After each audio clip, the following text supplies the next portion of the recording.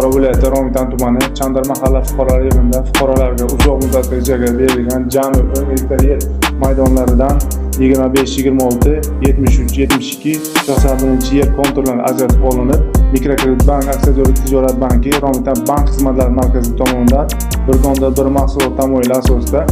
namunali loyiha amalga oshirilmoqda. Ushbu loyiha doirasida birinchi osilgan Mirzoyev sabzi, ikkinchi osilgan Mushtak sabzi yetishtirish orqali